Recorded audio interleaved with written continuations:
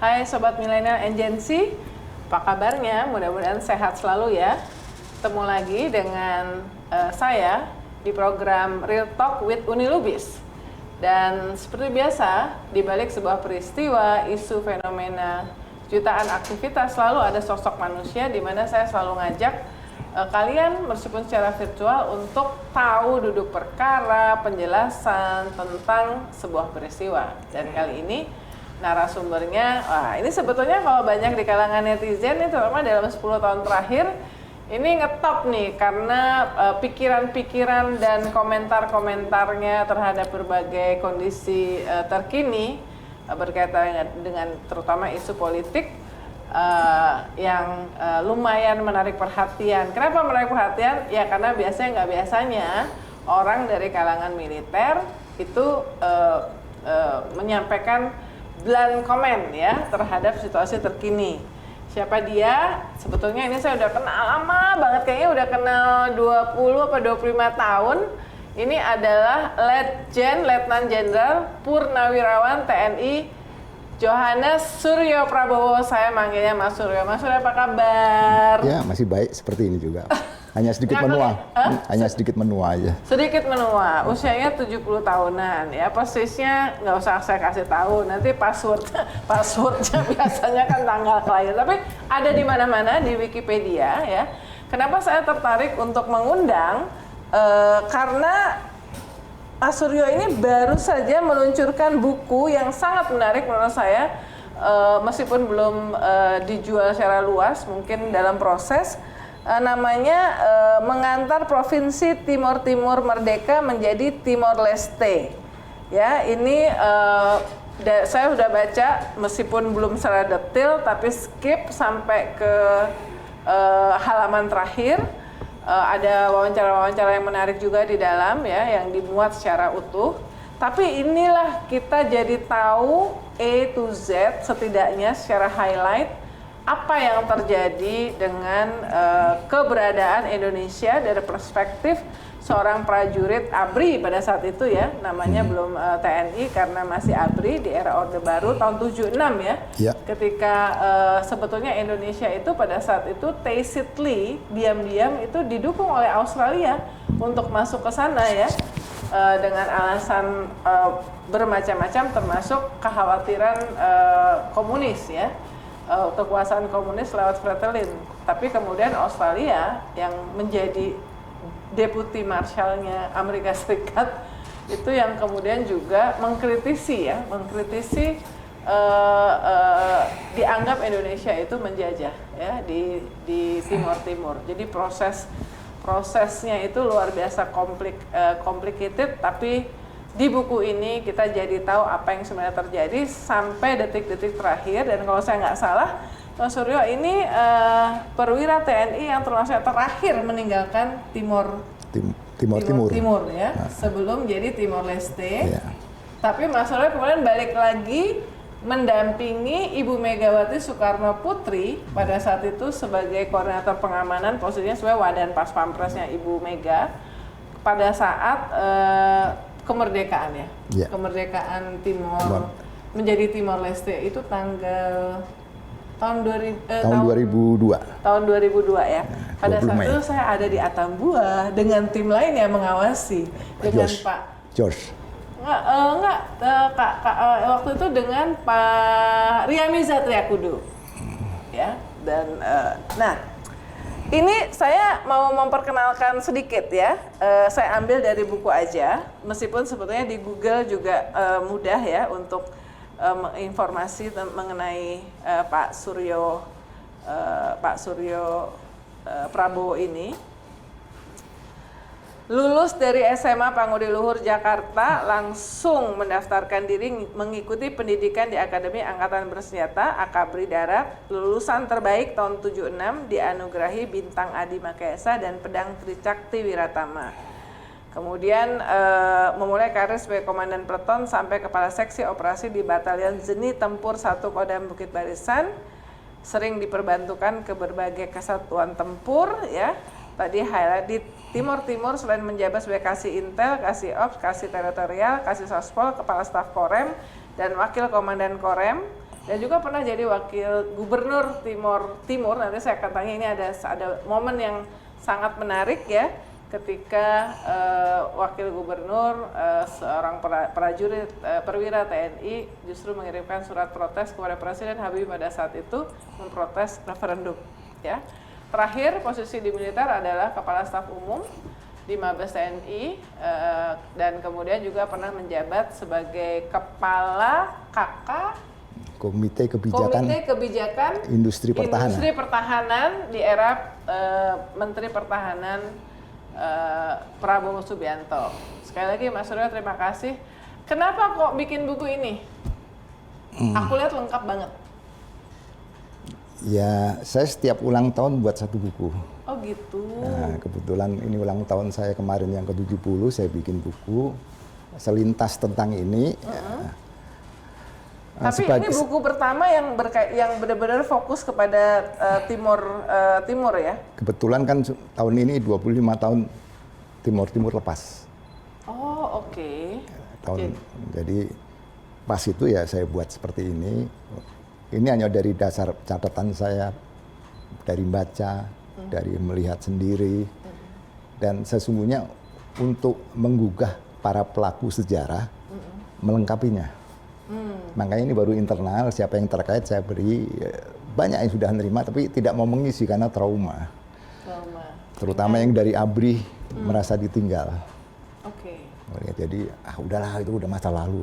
Padahal saya merasa penting anak muda kita kan harus tahu ya, bahwa kita pernah kehilangan satu provinsi. Dulu provinsi ke-27. Hilang satu, sekarang provinsinya udah nambah jadi 38 ya. 38. Udah berarti 38. Kita nggak pernah hilang jadi. Jadi mungkin pada saat itu banyak yang nggak tahu kenapa kok kita masuk ke sana, bagaimana proses keluarnya dan behind the scene dari pergulatan politik dan tentu menyangkut bagaimana perspektif dari militer pada saat itu. Tapi sebelum masuk ke situ Mas, karena ini kekinian, harus mulai dari kekinian. Mas Suryo itu kan kritis banget tuh kalau di media sosialnya ya. Terhadap berbagai hal, dan itu nggak biasa, kecuali kalau udah udah pensiun. Padahal waktu itu kan belum pensiun udah mulai kritis. Kenapa ya? Ya, saya tahu bahwa tidak ada kebenaran yang benar gitu ya. Tetapi ketika ada sesuatu nggak benar, atasannya juga harus tahu itu tidak benar gitu. Kebanyakan para, tidak hanya di militer, saya rasa di kehidupan sipil bahkan di swasta, itu staf bawahan itu tidak pernah menyampaikan, kadang-kadang tidak berani menyampaikan hal-hal yang kedengarannya tidak nyaman buat atasannya. Nah, ketika jadi kesalahan terus, wah atasan gue bego, nggak ngerti ya. Padahal dia nggak memberi laporan yang benar gitu loh. Dan saya lihat di pemerintahan ini juga banyak kebijakan politik di tingkat tertinggi maupun menteri yang salah karena di level bawah ini nggak mau menyampaikan hal yang benar karena takut dimarah. Nah, saya berpikir waktu itu saya kan termasuk orang yang dalam tanda petik ya masih muda, saya lebih muda dari Sandiaga Uno waktu jadi wagub tim loh. Usia berapa itu ya? Berarti kan itu tahun 76 kita masuk, Mas Suryo masuk ke sana tahun? Saya ke tim ya 77 awal. 77 awal, jadi memang baru banget ya? Baru banget Indonesia di sana ya? Iya, Indonesia 22 tahun kalau nggak salah ya.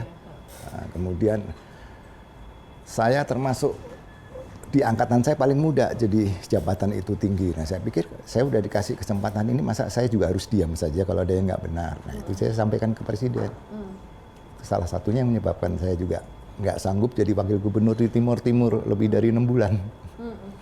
Karena berbagai masukan saya tidak diterima, ya resikonya saya tidak mau bagian dari pemerintahan itu saja. Bisa sederhana itulah. Jadi karena ini ternyata Mas Suryo ngajak kita ke belakang, jadi persisnya apa yang membuat Mas Suryo itu masih posisi wakil gubernur Timur mengirim surat kepada Presiden Habibie by hand, mengantar by hand bersama dengan Gubernur Timur pada saat itu Pak Abilio ya. Abilio Usurio Suarez. Jadi ketemu Abilio Suarez ketemu di istana menyerahkan, apa isinya? Ya isinya, saya tidak bisa mengikuti kebijakan presiden sekarang ini, saya lebih bagus berhenti gitu loh. Lebih spesifik kebijakan yang mana? Tentang Yang Timur Timur. referendum? Karena referendum kan kejadiannya hampir 1 tahun setelah itu ya. Sebelum itu saya udah tahu. Udah tahu akan ada referendum? Sudah tahu presiden mau membuat referendum. Nah, kenapa saya harus bertahan di situ? Ya sudah saya. Dan dulu wakil gubernur bukan paket yang pakai pilkada kan ditunjuk presiden. Iya, ditunjuk. Ya. Dan taatnya setianya kepada presiden. Kalau TNI kan kepada negara dan bangsa ya. Ya karena saya nggak mungkin bisa taat lagi, lebih bagus saya resign kan gitu. Kalau boleh tahu kenapa Mas Suryo tidak setuju dengan referendum? Saya rasa terlalu banyak alasannya, tapi tunjukkan kenapa kok. Yang highlight, yang Nggak, sekarang gini, kenapa kok harus setuju gitu loh? Ya nggak apa-apa kan, karena kan orang bisa berbeda-beda. Tapi karena Mas Suryo tidak setuju, boleh nggak ada alasan yang paling penting yang membuat Mas Suryo nggak setuju referendum pada saat itu? Umumnya kalau referendum, ya daerah mana saja pengen merdeka. Ya. Coba sekarang referendum, tunjuk provinsi mana. Pernah dengar nggak NTT kemarin itu gara-gara kasus Taruna? Mereka sudah demo minta mau bikin merdeka kan? Kalau nggak gabung Australia, gabung Timor Leste. Jadi kalau kita bikin referendum di sana, ya lepas lah. Mungkin di daerah manapun, di Papua coba referendum ya pasti lepas. Di Ambon pun mungkin ya banyak negara. Jadi belum pernah ada referendum yang tidak lepas gitu lah. Mungkin kecuali Spanyol kali di Barcelona atau mana itu kan ada separatis yang kepengen merdeka. Tapi umumnya semua ya lepas. Tapi Mas Suryo, kenapa kok kita harus mempertahankan Timur Timur menjadi bagian dari kita, sementara pada saat itu menurut berita-berita ya, pada saat itu kan saya nggak ke sana, jadi saya mau tanya bahwa kondisinya nggak bagus, Indonesia banyak melakukan hal-hal yang misalnya nggak benar, termasuk saya baca di buku ini kan juga apa yang dilakukan oleh tentara yang bertugas di sana, yang mereka berbisnis juga apa segala macam. Artinya kan memang mungkin untuk orang-orang yang tidak sesuai dengan Sabta Marga TNI, mereka jadi masalah buat orang Timur Timur. Tapi kenapa kok harus dipertahankan? Timur Timur itu ya? Untuk menjadi bagian dari Indonesia. Karena saya kan masih ABRI aktif ya. Salah satu tugasnya kan menjaga keutuhan wilayah, kedaulatan. Ya kalau ternyata saya harus mendukung kesempatan untuk berpisah, ya lebih bagus saya nggak melanjutkan dong. Tapi saya tetap kalau diterima waktu itu jadi ABRI. Saya waktu itu kan diminta berhenti juga jadi ABRI. Ya, karena jadi wagub. Ya, saya hanya beberapa hari sebelum bintang 1 loh. Diminta jadi wagub. Dan rating saya baru 2-3 tahun kemudian bintang 1 saya udah lebih. Saya pikir ya saya harus konsekuen dong, karena kalau saya nggak bisa setia sama pemerintah ya saya resign. Gitu. Dan ketentuannya harus resign dari ABRI, ya saya resign gitu. Nggak masalah kalau buat saya. Tapi dipilih untuk menjadi wagub Timur Timur, artinya pemerintah pusat pada saat itu menganggap bahwa Mas Suryo orang yang terbaik untuk posisi itu, karena juga bukan putra asli kan. Kalau Pak Abilio kan memang putra asli dari sana ya. Waktu itu pengajuan dari DPRD, bukan dari DPRD. Minta ke pusat, dan sebelum itu saya juga, sebelum itu masih Pak Harto. Saya menolak sudah gitu loh. Karena saya tidak didesain dan tidak disiapkan untuk jadi bekerja di kekaryaan kan, istilah zaman dulu. Ya tapi zaman dulu kan perintah. Nah perintah saya minta, saya buat persyaratan itu A, B, C, D, F cukup banyak. Setelah saya jadi wagub tidak sesuai persyaratan itu saya berhenti. Karena semua kan tergantung dari pusat. Zaman dulu itu. DPRD mengajukan, artinya mereka melihat bahwa Mas Suryo itu doing good, sehingga mereka tuh bisa menerima dan bahkan mengusulkan orang non dari Timur Timur dan bahkan dari tentara. Padahal mungkin masyarakat setempat waktu itu kan sudah ada kelompok-kelompok yang sudah tidak setuju terhadap Indonesia ya, terhadap ABRI juga. Ya. Artinya kan itu nggak bisa dibilang sebagai sebuah kehormatan ya? Ya memang kehormatan buat saya gitu ya. ketika saya nggak bisa mempertahankan kehormatan, kan saya minta berhenti. Apa tuh syarat yang tadi Mas Suryo bikin syarat-syarat tapi kemudian nggak dipenuhi? Kayaknya nanti buku saya ulang tahun ke 80 kali saya tulis. Nanti kalau gini nanti buku saya nggak laku dong. Kan ini nggak semuanya, kan pertanyaan. Nah, tapi waktu itu tuh Mas Suryo ngelihat Timur itu seperti apa? Pengalaman sebagai prajurit termasuk yang pertama diterjunkan ke sana karena hanya setahun kan tadi tahun 77 Indonesia masuk ke sana tahun 76 Desember 76 gitu. Desember 76. Kenapa maksudnya? Jadi, bagaimana suasana pada saat itu? Terlalu subjektif ya istilahnya kalau benar. Karena iya, ini subjektivitas. memang subjektif karena sebenarnya kan tim-tim yang minta prosesnya 2 tahun loh. Tahun 74 mereka terus lobby pemerintah kita dan begitu setujui kita datang ke situ. Dan ketika kami datang ke situ masih bertemu sama dalam tanda petik tentara asli Portugal, Tropas dulu namanya, tentara asli orang Timur yang jadi Segundalina dan sebagainya. Nah, dan kita bisa berhasil ya karena rakyat Timur kan. Kalau ABRI tok waktu itu ya nggak mungkin bisa berhasil. Senjatanya, peralatannya masih bagusan mereka dari kita. Oh gitu? Iya, jauh. Dia kan Portugal, NATO, Portugal, standar NATO dan sebagainya. Kayak tentara kita di Papua yang pakai life vest, pakai helm, pakai nggak ada. Ransel aja kami nggak punya dulu istilahnya. Ya di sana waktu tahun pertama ya kesian rakyat kan gitu ya. Tapi kalau dari sisi ekonomi, ya tahun 90-an makin bagus. Gitu ya. Tetapi kan mereka juga hidup tidak hanya dari itu, dia merasa ya termarginalkan lah, ya mirip Papua sekarang lah. Dia semua kurang apa di Papua kan, tapi masih merasa belum jadi bagian. Ada yang merasa itu, ada yang sudah gitu. Paham maksud saya? Jadi seperti itu. Benar. Ketika dalam waktu itu. Karena elit Papua kan juga banyak yang tidak amanah kan, rakyatnya Papua miskin banyak. Padahal sebetulnya kita sudah banyak mengalirkan berbagai macam dana, tapi itu dinikmati oleh elit. Banyak banget itu. Ya. Apakah itu juga yang terjadi dengan Timur pada saat itu? Iya. Dan di provinsi-provinsi sekarang ini. Karena memang kelemahan kita di korupsi sih. Zaman dulu ya cukup parah juga sih, cuman karena tidak ada media kali nggak masuk kali ya. Kan dulu media kan bisa diatur ya. Iya. Bisa. Kenapa kok menurut Mas Suryo, kenapa kemudian bibit-bibit untuk menolak Indonesia dari dalam Timur itu makin menguat? Biasanya kan hal itu terjadi tadi dikatakan ada merasa kesenjangan, tidak diurusin benar, atau memang ada oknum-oknum dari elit-elit dari TNI atau ABRI pada saat itu termasuk ya dari ABRI yang kelihatan mendapatkan manfaat lebih besar dari. Kalau jelaskan lama ya, tapi ilustrasinya seperti yang terjadi di Papua sekarang. Paham maksud saya? Iya. Kita kurang apa sih gitu ya? Tetap aja ada ketidakpuasan dan sebagainya. Nah, ya itulah terjadi ketika sekarang Papua kalau referendum pasti lepas. Pasti saya bilang gitu ya.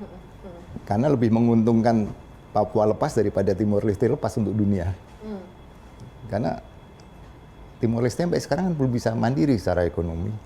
Gaji masih di backup dari PBB dan sebagainya. BUMN Indonesia masih di sana tuh. Iya, masih di sana. Bank, PT Telkom, masih. Citylink. Kami tahun kemarin baru dari situ juga. Sama, aku juga. Kan aku diundang waktu pelantikannya PM Sanana. Oh gitu ya. Kemarin. Tapi kan sana kan Anda lihat, memang dia miskin, tapi ada rasa lepas gitu ya. Tapi mereka sekarang itu sangat positif tentang Indonesia. Betul. Jadi menganggap Indonesia sebagai saudara tua. To the point sampai Indonesia termasuk yang mendukung mereka untuk masuk ASEAN, sementara banyak negara anggota lain yang mungkin keberatan. Presiden Ramos Horta, terutama Presiden Ramos Horta yang muji-muji banget.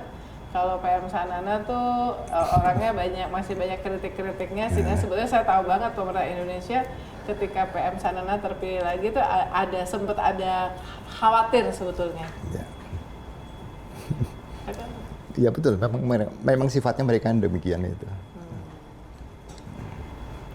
Nah, waktu itu sebetulnya kalau misalnya ternyata tidak referendum, tapi ada masalah kan, seperti yang di Papua tadi dikasih ilustrasi, apa yang harusnya dilakukan pada saat itu?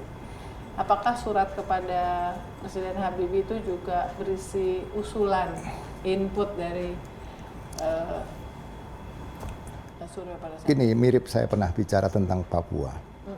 Papua itu bukan masalah militer, bukan hanya masalah militer. Dan sampai kapanpun Papua tidak akan bisa merdeka dengan cara-cara militer. Begitu juga Timor Leste gitu loh. Nah, treatment kita dikit-dikit pakai militer, polisi dan sebagainya. Padahal dalam masalah insurgensi yang paling dominan kan front yang bergerak secara diplomasi di luar negeri. Karena di Timur Timur kita mungkin kalah perang, tapi tidak pernah kalah bertempur. Paham ya bedanya? Kalau bertempur tuh tembak-tembakan, kita nggak pernah kalah. Kita maksud saya ABRI ya. Tapi dalam perang kita kalah. Kita kalah merebut hati dan pikiran masyarakat internasional. Kita kalah dengan masyarakat merebut hati pikiran masyarakat daerah pun lokal kita kurang. Jadi kita hanya nangani, pemberontak. Dulu GPK kalau di sana, kalau di Papua kan OPM. Habisi, selesai. Padahal bukan itu masalahnya kan gitu ya. Masalahnya mungkin diperlakukan tidak adil lah, merasa termarginal ya. Dan mungkin juga ini sensitif, tapi itu nyata. Mungkin sensitif tapi nyata, maaf ya, bukan. Selalu yang paling kuat itu, saya bilang sekali lagi maaf ya, isu Islamisasi. Nah itu saya sampaikan. Mereka takut ketika ada ITMI, ketika Pak Habibie bicara bla bla bla. Itu pula. ITMI, Ikatan Cendekiawan Muslim Indonesia. Dia pikir loh kok jadi begini, kan gitu loh. Tapi itu di era Soeharto itu nggak muncul. Isu Islamisasi di Timur. Oh terasa juga muncul. Udah mulai terasa kan? Mulai zaman ini tahun 90-an kan mulai ada gereja dibakar, ada. Dia bilang kalian yang Katolik lama di Indonesia aja diperlakukan kayak gitu. Nah, itu rawan dan ini dipakai di Papua juga.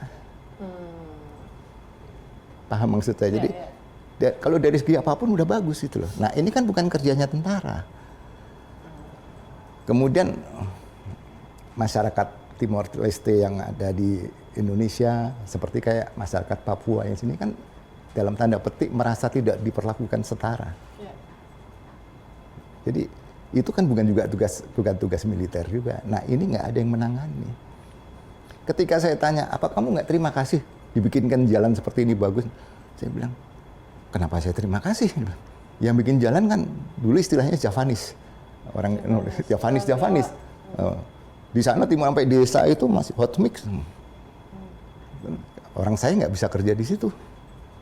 Orang Timor Leste nggak bisa. Kemudian semua dibawa dari Indonesia. Alatnya dari Indonesia, duitnya balik ke Indonesia, pekerjaannya Indonesia. Kenapa saya harus terima kasih? Kayak kontraktor Indonesia. BUMN di Papua kan gitu juga. Orang Papua dibikin jalan, saya nggak butuh. Ada jalan malah saya tadinya jalannya enak, ada aspal panas, saya minggir lagi kan gitu. Dimoderin lagi dikasih trotoar. Mereka kan jalannya nyeker kan? Iya. Lebih enak kalau tanah ya. Betul. Nah kemudian pakaiannya pun dimasalahkan kan gitu loh. Jadi lelucon. Ya ini yang tidak peka bagi masyarakat kita. Jadi masyarakat juga harus berperan. Mas Surya, aku kok dapat kesan bahwa padahal yang di sana benar-benar menyambung nyawa, ada di front, langsung berhadapan dengan situasi, termasuk dengan pihak-pihak yang nggak setuju menentang ABRI, itu adalah ABRI, ya, termasuk Mas Suryo. Tapi seolah-olah yang bikin policy mengenai apa yang terjadi di Timur itu bukan dari ABRI, benar nggak kayak gitu? Atau nggak? Ada. Jadi dari pemerintah, yang dari pihak dari pusat, sipil? dalam tanda petik sipil segala macam. Bukannya ABRI yang berkuasa ya? Pada saat era Orde Baru, sipil kan kalah sama ABRI. Maksudnya kalau ABRI berkuasa, terus aman gitu maksudnya Nah, gimana? maksudnya bisa challenging kalau memang policy-nya dianggap bertentangan dengan apa yang menurut Abri baik. Sekarang termasuk- kalau gitu sekarang yang berkuasa siapa? Sekarang kan bukan TNI ya. Tapi memang era Orde Baru kan ABG, Nah, Abri, nggak, maksud saya gini. birokrasi, Golkar. Nah kalau sekarang kan apa? Polisi kan, terus partai besar dan sebagainya. Apa yang terjadi sama juga kan? Paham maksudnya? Jadi masalah berbangsa itu tidak sesederhana yang di medsos lah kira-kira gitu. Oh ini ABRI kalah, oh TNI kalah, polisi begini. Tidak semudah itu. Banyak. Dulu waktu referendum berdarah-darah, terbakar. Ya. Yang bakar apa rakyat tim-tim? Apa tentara? Nah, itu bisa satu buku lagi tuh kalau saya ceritain. Kalau saya masih dikasih kesempatan hidup loh. Tapi yang jajak pendapat, yang post jajak pendapat yang kemudian berdarah-darah, kemudian yang mendapatkan, yang dianggap by omission membiarkan kan Jenderal Wiranto ya dalam posisi waktu itu sebagai apa, Panglima ABRI ya. Ya, Sedemikian sehingga sampai sekarang dia kan nggak bisa tuh masuk ke negara-negara yang melihat ini sebagai pelanggaran hak asasi betul manusia. juga sih, Mak. Tapi sementara kalau kita berdiri pada posisi Pak Wiranto, dia juga dilematis kan ya. Dia butuh selamat. Kemudian setelah reformasi kan kayaknya semua serba lepas kendali ya. Tahu nggak? Ketika itu kan langsung Aceh rame. Coba timeline-nya coba dilihat. Habis itu ada lagi cerita di Biak, Juni. Habis sekian ratus orang. Terus di timur seperti itu, dia kali udah confused, udah bingung gitu loh. Begitu juga yang di daerah. Para dulu Dandim dan Rem kan di sidang HAM segala macam. Katanya pembiaran. Bagaimana pembiaran? Pasukannya ditarik semua. Yang polisinya. Perintah untuk menarik dari Ya tentunya Panglima ABRI kan. ya. Nah, sementara katanya itu tugas polisi. Nah, tahu-tahu tentara. Jadi ya sulit kalau menyalahkan. Semuanya kayaknya salah gitu ya. Semuanya salah. Tapi Sebagai orang yang ada di sana dan orang termasuk orang terakhir yang meninggalkan Timur perwira terakhir, setuju nggak Mas Suryo bahwa Pak Wiranto dalam posisi resminya pada saat itu membiarkan termasuk atau presiden. Jadi by semua omission, pembiaran. seperti yang disampaikan oleh lembaga-lembaga internasional itu kan. Tapi benar Saya nggak ngerti membiarkan. itu pembiaran atau ketidakberdayaan sama nggak artinya ya gitu ya. Karena dia sendiri butuh selamat kan ya. Ya. Dia nggak berani. Dia keluarkan perintah bikin darurat militer. Nggak ngaruh apa-apa itu. Gitu ya. Karena yang di bawah juga nggak ngerasa terlindungi. Itu tentara di bawah tuh hidup sendiri-sendiri udah nggak ada dukungan logistik segala macam. Tentara ini ABRI ya. ABRI ya tentara. Saya kan berhenti jadi wagub Oktober 98. Itu lepasnya kan Oktober 99. Nah, Exactly 1 tahun ya. 1 tahun saya ke situ. Artinya saya ini dalam status yang dalam tanda petik sudah lepas dari ABRI. Saya ke situ tugas, ternyata karena saya tahu di situ ditugasi juga untuk monitor dan sebagainya.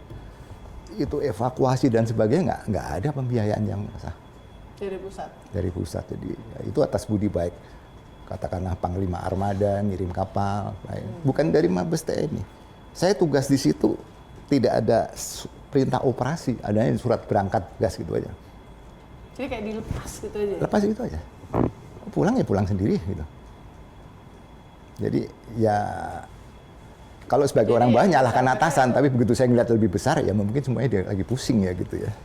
Jadi chaos itu beneran terjadi ya, even di dalam internal dari Indonesia ya, Indonesia. Mismanagement lah. Sama crisis in command kira-kira gitu. Jadi betul-betul krisis, betul-betul semua ABRI yang di sana merasa ditinggal. Ini presidennya udah Habibie ya? Habibie. Dan tidak ada satupun rasa dalam tanda petik bersalah dari pimpinan pusat, dari presiden sampai lembaganya bertanggung jawab terhadap ini semua. Gitu. Jadi betul-betul penghargaan pun tidak gitu. Ketika ada sidang HAM, ya mereka sendiri nyari lawyer, bukan disediakan negara nih. Mereka sendiri nyari. Jadi bukan negara gitu loh. Benar, itu bahasanya ditinggalkan itu ya, Iya, Din. left behind. Makanya kenapa saya terakhir, supaya mereka ngerasa bahwa kamu tidak ditinggal, gue terakhir. Sehingga sambil terakhir dalam arti fisik, betul-betul udah nggak ada di tanah diri, saya tinggalkan baru.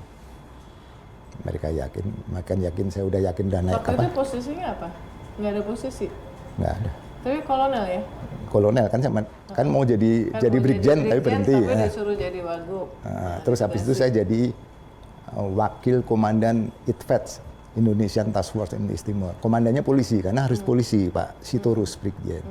Tetapi gimana juga kan yang isinya ABRI toh, jadi saya yang berlatih. Jadi, tapi komandan saya, ya saya minta paling terakhir juga. Kesian prajurit di situ, termasuk rakyat kita yang rakyat mendukung kita gitu ya. Yang selalu kontroversial dalam konteks Timor Timur itu adalah pembentukan milisi. Ada juga di buku ya. Dan itu kemudian kan begitu ke sini tuh ada kebiasaan lah. Ya. Milisi. Jadi seolah-olah itu menghadapkan sipil dengan sipil yang dilakukan oleh elit ini ya. Dan elit yang dituding itu selalu ya apakah dari polisi, apakah TNI kan. Tahun 98 kan juga ada yang satu yang demonstran pampret, terus yang satunya yang Dulu pernah dengar Pam Swakarsa. itu makanya kan. Jadi kan itu di belakangnya tuh orang pejabat-pejabat tinggi dari organisasi penegak hukum sebetulnya ya. Nah, waktu milisi di Timor Timur itu apakah Mas Surya setuju ketika Indonesia membuat milisi ABRI lah pada saat itu? Itu mereka spontan. Kemudian ABRI dalam kegamangan, karena harusnya tugas polisi nggak bisa handle. Tugas tentara nggak bisa jaga. Mereka yang minta, gue jaga sendiri. Warga Timur sendiri. Itu salah satu milisi. Ada milisi yang sampai sekarang tidak ada yang mau mengaku siapa yang ngirim. Pada saat dili berdarah segala macam, dulu kan terkenal ada Aitarak gitu ya. Aitarak. Saya beberapa kali ketemu Aitarak Jawa loh. Pakai wig segala macam yang ikut bikin onar dan sebagainya. Saya terus terang nggak tahu siapa yang ngirim gitu. Secara resmi saya nggak tahu gitu. Dulu pernah ada nama Enrico Guterres. Nah, itu Aitarak. Kemudian jadi politisi PAN kalau nggak salah bergabung dengan PAN. Gerindra pernah juga PAN. Itu Aitarak asli. Ini ada Aitarak Jawa yang nggak bisa bahasa Indonesia, malah bisa baca Jawa gitu kan. Saya nggak tahu siapa yang ngirim. Dia bergabung dengan milisi Aitarak. Enggak. Apa? Dia pakai tulisan Aitarak aja. Oh, oke. Dan dia nggak kenal saya. Kalau Aitarak semuanya kenal saya gitu. Karena milisi di sana tidak ada yang non Timor. Dan Aslinya. asli dan semuanya dalam tanda petik tuh bekas pejuang. Yang dulu tahun 76, 77 berdampingan kita bertempur gitu loh. Jadi ini milisi ini yang asli itu adalah orang yang tadinya pejuang dari pihak Timor Timur kemudian dirangkul. Nggak dirangkul karena dia kan waktu itu begitu ada berita mau ada referendum kan yang pro kemerdekaan ini jadi dalam tanda petik beringas dan punya dia mengintimidasi semua, dia melakukan pembunuhan juga, penembakan. ABRI nggak bisa jaga. Oke. Bilang itu polisi, ntar gue jaga salah lagi kayak tahun 98 kemarin. Ya udah kalau gitu gue aja, kira-kira gitulah. Itulah milisi lah ini. Jadi spontan dari dia dan itu saya yakinin persis tidak dibiayai oleh ABRI waktu itu namanya. Tapi dibiayai oleh siapa?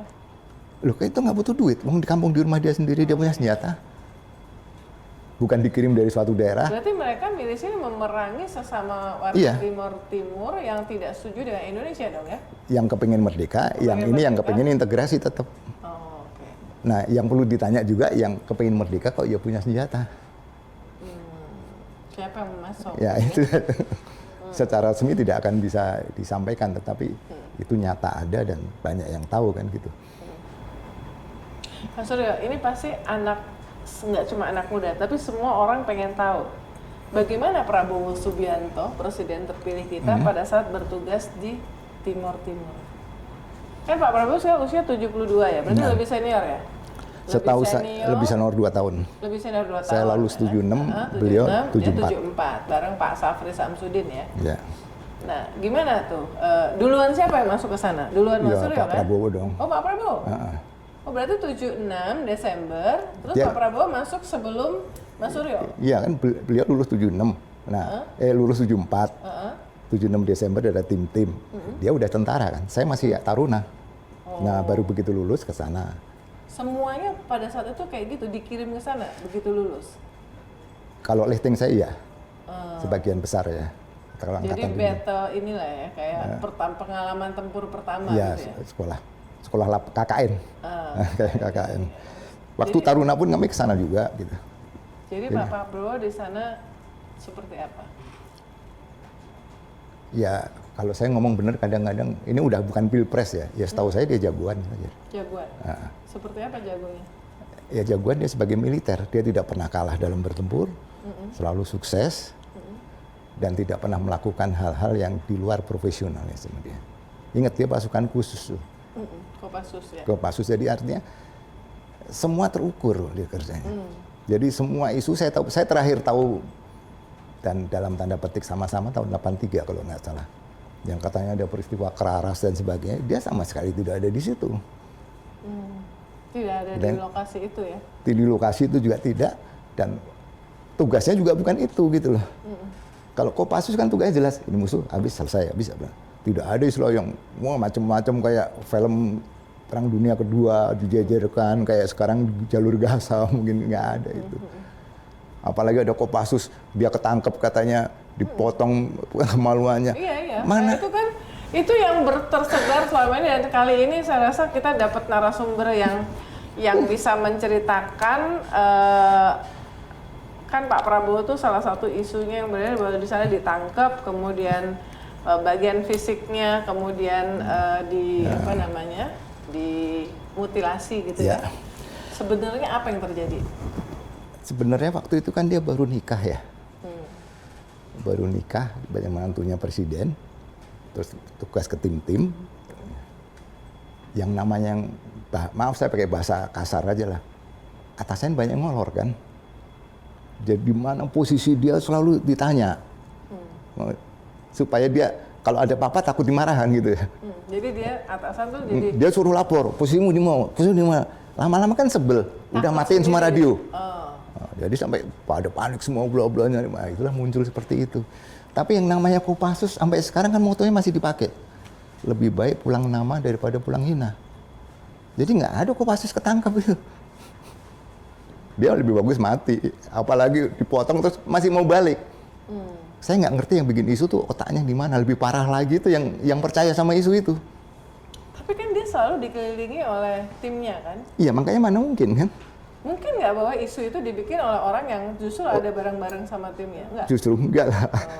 Justru orang yang tadi mungkin dibingungkan atau mungkin saya tidak yakin suka mungkin ya. Yang jelas karena tidak kan suka. di ABRI pada saat itu ada faksi juga ya, harus diakui kan. Banyak yang cemburu juga sama Prabowo Subianto yang dianggap karirnya cepat sebagai mantu presiden ya. Betul, banyak juga yang nggak suka kan ya. Kadang-kadang keberhasilan seseorang dianggap kegagalan orang lain kan. Nah itu yang terjadi, dia seperti itu. Ketika dia makin kuat, berusaha jatuhkan dengan isu seperti itu. Gitu. Untuk saya, yang ngarang cerita hebat, yang percaya yang naif.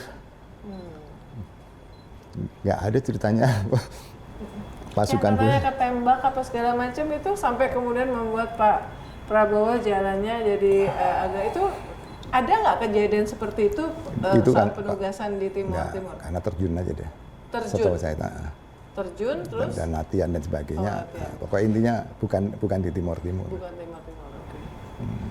Jadi sebagai seorang prajurit Kopassus, sepengetahuan Mas Suryo, Pak Prabowo tuh berhasil melakukan misinya di Selat. Iya, istilahnya tidak pernah kalah bertempur. Tidak pernah kalah bertempur.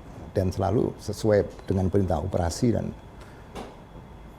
terlalu banyak senior dia Kopassus yang dibantu dia gitu. Yang belakangan terus malah menjelekkan dia. Dibantu fisik, maksudnya dia ada yang ketembak badannya, dia ambil, dia banget semuanya.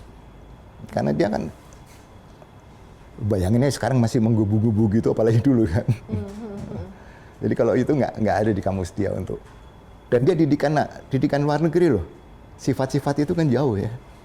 Setahu saya itu sifat ketidakjantanan, tidak satria itu jauh banget gitu. Nggak ada di dia. Mas Suryo kan tadi saya perkenalkan di awal pernah saat Pak Prabowo, saya tahu Pak Suryo tuh di media sosial tuh suportif terhadap Pak Prabowo di pilpres sebelumnya ya. Dan kemudian diminta untuk menjadi kepala, aku agak panjang kepala ketua tim pelaksana Komite Kebijakan Industri Pertahanan. Nah, itu kan posisi yang penting, ya kan? Seharusnya. Apa yang terjadi? Itu kan pasti karena Pak Prabowo merasa bahwa Pak Suryo ini teman. Bisa saya percaya dengan track record yang panjang. Dia kan sangat menghargai itu, ya kan? Sangat menghargai track record panjang. Saya termasuk menganggap dia biasanya orang yang mungkin most of the time itu loyal kepada yang pernah bekerja dengan dia. Kenapa kok ini cuman resign itu? Bukan masalah kesehatan aja tuh. Really? Ya, kesehatan. Tapi dulu assignment-nya dari Pak Prabowo apa? Sebagai ketua KKI. Ya, intinya saya harus bisa menyampaikan tidak manakala harus tidak. Dan iya manakala harus iya gitu loh. Itu aja. Ada nggak kejadian yang ternyata Mas Suryo menyampaikan tidak hal yang kebenaran yang menurut Mas Suryo percaya, tapi kemudian itu tidak diterima oleh Menhan Prabowo? Itu kayaknya karena masalah kesehatan aja deh, bukan masalah itu. Yang jelas ya pasti ada kan, kalau sasaran staf kan nggak mungkin cuma diterima gitu lah. Cuman memang saya tidak siap, dan industri pertahanan ini bukan di bawah Menhan, di bawah Presiden. Menhan ketua harian. Nah gitu. Jadi banyak dan industri pertahanan ini memang dikoordinasi oleh Kementerian Pertahanan kan. Tapi seperti halnya BUMN kan sampai sekarang nggak ada yang sehat. Yang berkaitan dengan industri pertahanan ini ya? Terutama itu. Kalau Anda pernah dengar yang udah terbuka masalah satelit kan? Ya. Bukan zamannya Pak Prabowo memang gitu kan. Itu mungkin hanya puncaknya dari gunung es kan seperti itu. Dan sulit ya kalau industri pertahanan dikelola oleh banyak kementerian, ada Menteri BUMN, ada Menteri Perindustrian, Menteri Perdagangan dan sebagainya, tapi tidak terkoordinir secara solid. Masing-masing jalan sendiri. Ya saya bilang sama beliau, intinya kalau gini bla bla bla, itu yang sering pertentangan gitu. Tapi yang utama memang saya berhenti mana, saya waktu itu sakit pinggang memang. Pak Prabowo juga mengatakan bahwa ketika dia masuk, dia mendapati bahwa ya banyak masalah, termasuk soal pengadaan, ya, korupsi, dugaan korupsi di Kemenhan. Itu benar itu? Ya pasti benar lah. Mana ada kementerian yang nggak korupsi? Apalagi BUMN-nya. Cuman kan biasanya kayak lembaga penegak hukum agak keder kalau masuk Kemenhan atau ke ABRI atau TNI gitu. Ya karena KPK aja males ngawasinya kan. Kemudian nyari daftar harga di luar kan nggak ada. Kamu googling harga pesawat berapa itu untuk paling hanya seperti itu. Untuk benchmark ya. Benchmark nggak ada gitu lah. Disitulah. Dan kalau Kemhannya Prabowo-nya sendiri sih oke gitu loh. Tapi sistem kita nggak mendukung gitu loh. Hampir sekarang banyak Menko tapi ya tidak terkoordinir juga gitu. Semua bikin laporannya oke bagus, nyatanya tidak. Sehingga puncaknya kan tahun-tahun ini banyak kementerian yang ya kebakaran macem-macem lah. Untung KPK-nya, ketua KPK-nya udah kabur ya gitu. Kalau nggak mungkin setiap kementerian itu kena semua ya gitu. Katanya sebetulnya semuanya harusnya iya, cuma tinggal siapa yang beruntung untuk belum. Nah kira-kira gitu. Karena kultur kita kalau pejabat tidak kaya kayaknya nggak terhormat gitu ya. Bangsa kita kan masih seperti itu gitu loh, mengagungkan kekayaan gitu. 2 pertanyaan terakhir. Menurut Mas Suryo, Presiden Jokowi itu presiden yang seperti apa? Selama ini kan tanggal 20 Oktober nanti kan berakhir ya. Jadi 10 tahun ini kalau bisa dirumuskan, Presiden Jokowi itu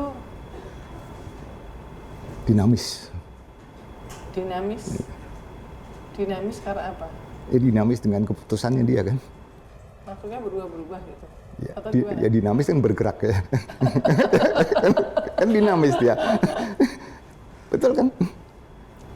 Keputusan Presiden Jokowi yang paling Mas Suryo kritisi apa? Kan banyak keputusannya, tapi yang sampai hari ini yang menurut Mas Suryo paling mengkritisi. Presiden itu yang kelemahan beliau ya tidak berani tegas menindak pembantunya. Itu aja. Ada yang bilang katanya dia memang sengaja membiarkan. Ya itu nggak ngerti kan. Tapi yang jelas kita semua sering tahu sih nggak ya, menduga ini nggak benar didiemin juga, ini nggak benar didiemin, itu ya nggak tegas itu kan. Jadi siapapun dari awal ketika ada indikasi melanggar tidak langsung di-cut ya tidak, gitu ya. karena emang kebiasaan kita nggak tegaan kan gitu ya. Jadi padahal itu kunci utama seorang leader kan. Begitu dia tidak menindak menteri, pejabat dan sebagainya, dia harus take over dong, kesalahan ke dia jadinya. Nah celakanya kan karena sistem kita seperti itu, jadi beliau juga tercandera oleh partai. Bukannya menyandera partai. Sekarang. Mungkin begitu sekarang. Dulu kan tersandera. Dia bukan dia sendiri kan yang milih menteri. Ya. Disodorkan. Beda dengan presiden dulu. Gue maunya si A, si B, si C. Beda dengan mungkin Pak SBY. Prerogatif banget ya. Ya. Apalagi kalau zaman Orde Baru malah menterinya udah telepon dulu kan. Si A, si B. Dan kita wartawan udah dapat bocoran, kita nungguin di rumah menteri itu. Siapa yang ditelepon? Saya lah dulu. Udah bocor sehari sebelumnya. Setelah reformasi masih bagus kan. Belakangan begitu Jokowi menteri yang partai yang betul-betul mendominasi. Gue minta sekian kursi, orangnya A, B, C dan sehingga juga mungkin itu membuat dia tidak tegas. Maunya A, menterinya jalannya B. Nah begitu jalan B dia nggak tegur.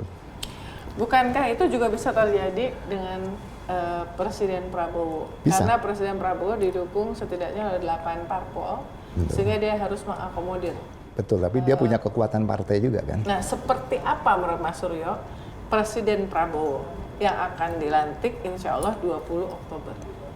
Karena kenal, tahu, pernah bekerja bareng, apalagi di lapangan bareng, masyarakat Indonesia termasuk saya bertanya, seperti apa sih presidensinya Prabowo Subianto? Yang pasti tidak seperti Pak Jokowi lah. Dalam hal apa? Pengambilan keputusan mungkin. Maksudnya? Ya mungkin dia lebih berani ngambil keputusan tegas bla bla bla. Mana yang nggak benar mungkin dia seperti itu. Mungkin ya. Karena saya nggak ngerti karena setiap yang duduk di istana selalu berubah sih. Beda. Tidak seperti yang dulu ya. Tidak kan ada judul lagu. Ada lagunya tuh. Aku masih seperti yang dulu. Generasi kita banget ini Dian Piscesa. Tapi yang takut itu tadi loh. Power tends to corrupt. Itu yang paling sulit di Indonesia itu. Nah kalau beliau tidak bisa menertibkan ya sulit. Karena siapapun tersandera sih. Tersandera. Kan semua punya sisi negatif ya. Apalagi ada medsos dan sebagainya. Nah kalau beliau tidak punya tim yang kuat ya capek. Dia tidak punya tim media yang kuat gitu. Nggak tahu IDN juga nyiapin tim media atau nggak? Karena kita independen dan objektif. Oh, bagus lah.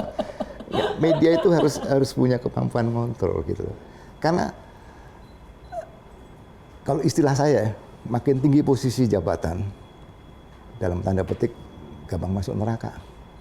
Karena dia tidak pernah tahu sesungguhnya yang terjadi. Semua berdasarkan laporan. Kalau laporan menterinya pasti yang enak didengar.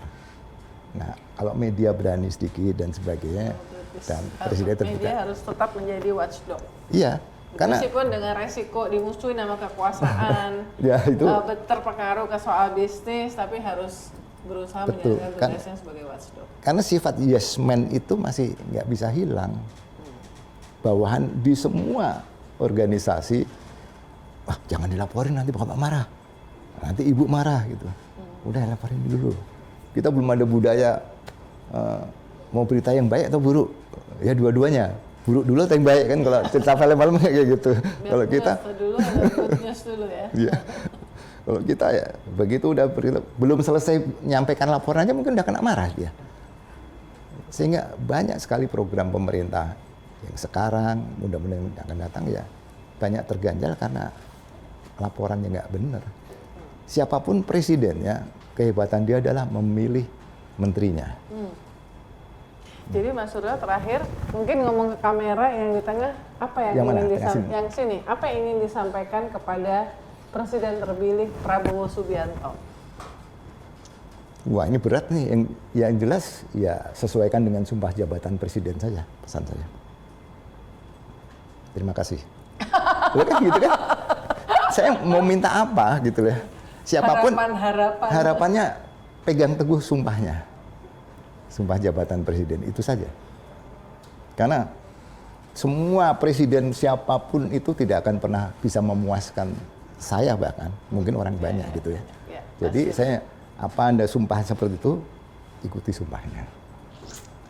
Baik, terima kasih Mas Suryo Prabowo yang baru saja meluncurkan buku yang menurut saya yang sudah membaca itu adalah buku yang wajib dibaca untuk tahu tentang apa sebenarnya yang terjadi dari mulai Timur ya menjadi Timor Leste ya.